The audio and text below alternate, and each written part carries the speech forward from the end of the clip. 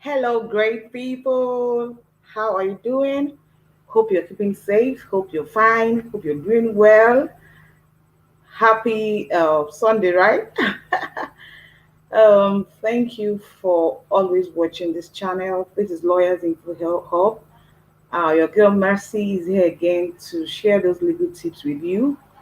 The Lawyers Info Hub is a channel that is born out of passion to demystify teaching styles, so that the law, so that we can pass the knowledge with ease, because most people feel law is very tough. Law is this, law is that, but I am of the opinion that law can be taught in such a way that even while you're sleeping, you can still understand it and even share it to another person with ease. So for me, I can tell it as a story. I know they still, uh, you know, get the desired result. If you're a returning subscriber, I appreciate you. Thank you for always stopping by to know how you're doing. Thank you for always checking out the content. And if you're new to this channel, please hit the subscribe button and share this video. Please click on the like button, like the video, share it to your friends, share it to your colleagues, share it to even your bosses. Yeah, share it to anyone you feel has interest in law students, even other people you feel they have um, interest in law. Share it to them. They might, understand it and it will be very useful to them. So today we're going to look at motor accident litigation in Nigeria. We're going to look at motor accident cases. We also look at the defenses.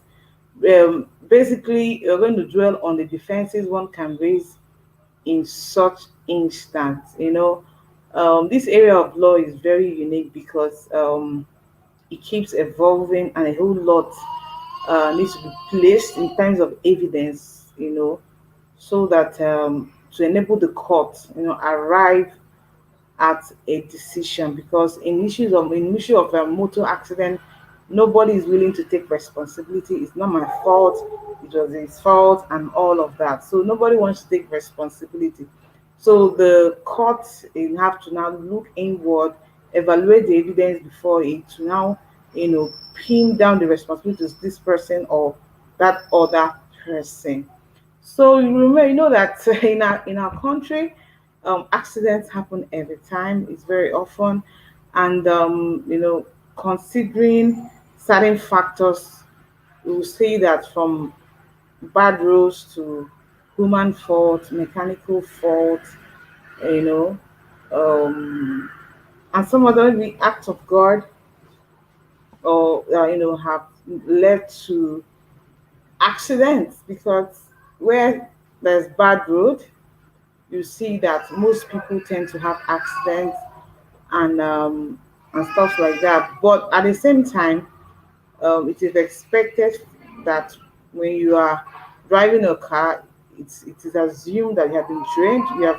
You've gone through the requisite training to have the driver's license to drive. So going down to our topic, which are the defenses that are available to a defendant in a motor accident claim or a motor accident litigation. Now you are in the divide of being the defendant, or you are defending someone who is a defendant in a case of a motor accident.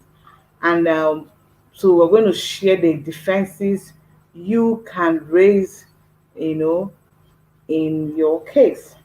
So the very first defense you can raise as a defendant in a motor accident claim is what I call, it was titled inevitable accident. Inevitable accident. You know that generally, where the claimant, establishes a prima facie case against of negligence, because it's accident is always based on negligence. You were negligent enough. You were not negligent. You were negligent, yes. That was what caused the accident and all of that. So if the claimant by establishes a prima facie case of negligence, against the defendant. The burden of proof now rests on or is shifted to the defendant to now, establish facts that will negative his liability. And in one way or the other, has to do it by by raising defenses that will, clear him off of that responsibility of, causing the accident. So one of those defenses is inevitable accident. Um, Under inevitable accident, it means that for a defendant who is relying on the inevitable accident, he must show that what happened, what caused the accident was beyond, his control. He had no control over it. And the fact that it would not have been avoided by the greatest care and skill. What this means is that the defendant is saying that what caused the accident was not within my power, it was beyond me, and that even adding to the greatest skill, diligence, and all of that, I couldn't have avoided it. Considering the greatest skill and diligence. And remember that an accident is deemed inevitable if it cannot be avoided by use or operation of greatest human diligence, whether no matter how careful, all the exercise of care, diligence, and all of that, it still happen. That is an inevitable accident. So if a defendant can prove that what caused the accident was beyond my control, that even having put in the best skill, diligence, carefulness, and all of that, it still happened. It can be a defense that the defendant can raise in motor accident cases. Now, with respect to inevitable accidents, the burden of proof is on the person who is, raising it at the defense, which is like the defendant. And to sustain it, the defendant first of all has to show what was the cause of the accident or what were the causes of the accident if it's more than one. So you have to show what was the cause of the accident and the fact that the cause was inevitable. The cause of the accident and that the cause and that the result of that cause was inevitable. Now, for example, where someone is driving and suddenly the person has a cardiac arrest, it happens.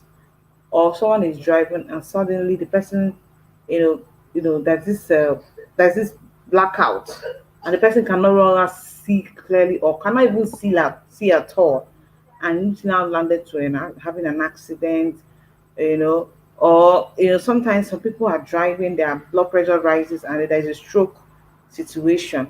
So these are circumstances that are inevitable, and there are circumstances that the defendant had no control of. He couldn't control the cardiac arrest, he couldn't control the rise in his blood temperature that caused the stroke, or sudden blackout and the person is blind, like literally cannot see anything, and there is an accident. So in such situation, the defense of inevitable accident can be raised by the defendant, in his case, and the court will look at it and look at the facts of the case and and check whether actually this defense will fly or not. Another defense that the defendant can raise in motor accident claims or cases or litigation is act of God. That well, in this instance, the act of God is the opposite of inevitable accident. Means that something happened due to the natural cause, and it is exclusively without human intervention. Something that happened without any atom of human intervention in it. So what the defender has to show in this defense is the occurrence of this act, which was not anticipated or could not be guided and against. So it's actually the act of God. For example, where someone maybe is driving in a hilly or rocky area, and there's a rock eruption. There's an eruption, or the rock just split, and one of it now fell. in a bid to dodge such, it happens in rocky areas. There was an accident, or there was a thunderstorm that were fell or falling poles, and in the instance there was an accident. There's several natural occurrences of that could cause tragedies. Yeah, an accident when an accident happens under these circumstances, there we've seen instances where there was just a rainstorm, or there was a thunder strike, or where there was flood, and when there's accident in such instance, that act of God, it was not, there was no human intervention in it. So it just happened, and it was not anticipated. So the defendant can raise this as a defense in his case. And considering the facts of the case, the court will be inclined to, you know, look at it and the evidence placed before it to really, you know, just suppose whether it will avail the defendant or not. Another defense that the defendant can raise in a motor accident claim case is sudden emergency. Uh, this means, let me explain it. This means that there was an occurrence, emergency occurrence of an accident that could not have been avoided after exerting due care and diligence. Here, the defendant exercised care. He tried all he could, but he couldn't avert the accident. There was a sudden emergency. He did all he could to avert it, but it wasn't possible. You know, and when an accident happens and the defendant can prove that it was due to sudden emergency and I did all I could, he has to satisfy the court that he acted as an ordinary reasonable man and did all he could, in the circumstance to avert the accident, but he couldn't avert it. So, the circumstances of this case also matter. The court will look at the sudden emergency that was claimed. The court will look at whether there was actually an exercise of diligence and care by the defendant, and the fact that, irrespective of the fact that the defendant, exercised the due diligence and care, the accident still happened. Another defense that can be raised is that of contributory negligence. Yes, contributory negligence. As the name sounds, let me just explain it literally. It means where the claimant and the defendant contributed to the accident. For example, where the defendant was maybe on his normal lane and the claimant was coming one way, and there was a collision. Both maybe the defendant maybe did not maybe swap the way he should in such circumstance the defendant will be claiming, I was on the right lane. The claimant was saying, yes, I was on one way, but at least you saw me, you ought to have maybe given way for me to pass. In such instance, both of them contributed to the accident. So this defense will fly for the defendant. So literally, both parties contributed to the damage. Okay, now the court will assess it, and the damages will be apportioned to each party. The damages will be apportioned to each party.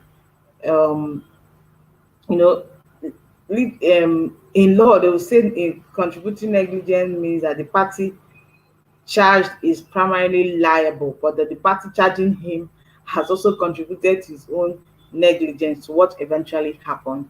So, having explained it literally, the law is saying that the person who has even brought the defendant to court contributed to the happening of that accident. So that way the damages will be shared, will be apportioned depending on the liability of each party. So the defendant can raise contributory negligence as a defense to say, the claimant also contributed to this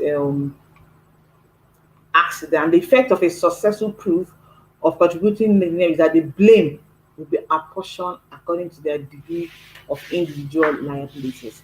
Now, another defense the defendant can raise in a motor accident claim is that of a voluntary non-faith injury, which is agreement to run risks. You know that voluntary non-faith injury is a common law doctrine which states that if someone, willingly places him or herself in a position where harm might result or risks might result, knowing uh, that some degree of harm might result, they will not be able to bring a claim against that other person, other party. That's just generally the doctrine of a voluntary non-fit injury. When you agree to run the risk, in this instance, um, the defendant can plead this as a defense to show that the claimant agreed to the risk and it happened. So he should not only bear the liability himself. Now, normally, like every other suit or every other type of claim or every other type of litigation, there is a limitation of action. Now, the defendant that normally, like in the Lagos State limitation law and other laws of various states, though it might differ depending on the law of your own state, or the limitation law, the number of years within which, if there have been an accident, that if you're instituting an action on it within the space of 3 years, you should have instituted that, or else the start issue of a limitation of action will, statute of limitation issue will come in.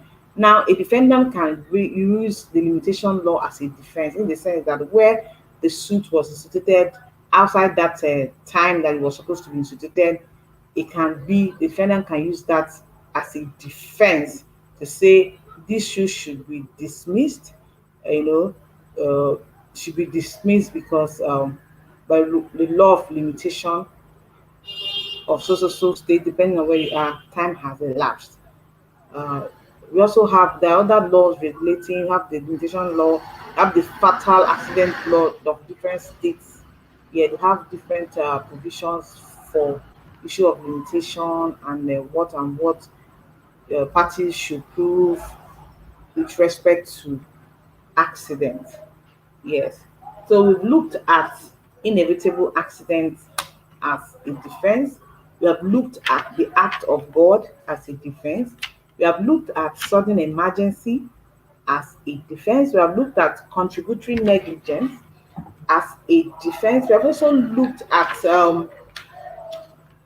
agreement to run the which is voluntary non-faith injury as a defense. We also looked at limitation law as a defense, which is the defenses the defendant can put up with respect to the case in which he's defending motor accident claims or motor accident litigation. So where these defenses can be properly raised and proved, that can avail the defendant of the responsibility of or carrying on the punishment that comes with respect to accident cases.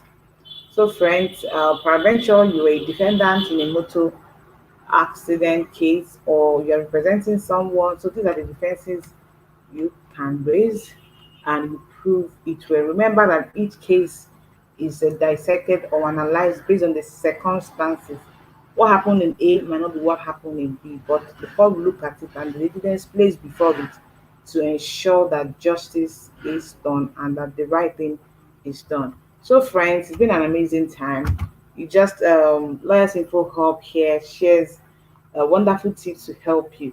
So you need to go read up um, motor accident issues, defenses you can raise, the proper parties, where the importance of a sketch map, the importance of the police report, in this instance, the IPO who prepared the sketch map and all of that.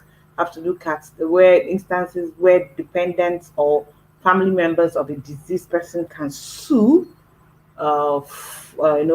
against the person, you know, So these are looking at the parties that can be sued in a motor accident litigation or case. So there are lots of things to learn, and as a lawyer, you need to know all these things because you never can tell where a brief will come, and it's expected at least as a lawyer you know a bit of everything. Yeah, well, a good lawyer is not the law. They say it's not a lawyer who knows everything, but a lawyer who knows where to find the law. So it's been an amazing time, friends. Um, we'll call it a day here. And thank you for always tuning into this channel. Thank you for always supporting me. We are moving, we are going forward. Thank you for the subscriptions. I appreciate you. And if you're yet to subscribe, please subscribe. Please subscribe. Yes, support us to grow. Thank you for the. I know that you've been amazing for my subscribers, been supporting me. I see the subscriptions. I'm very grateful. Thank you very much. Thank you very much. Thank you very much. Tell your friends about Lawyers Info Hub. Tell your colleagues about Lawyers Info Hub.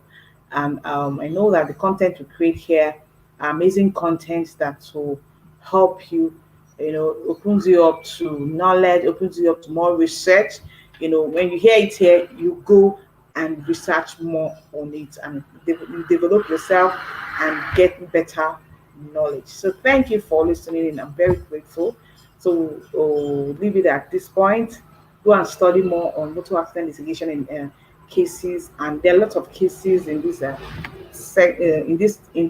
area. A lot of the Supreme Court have decided many cases. So read them to know more. Thank you very much. Yeah.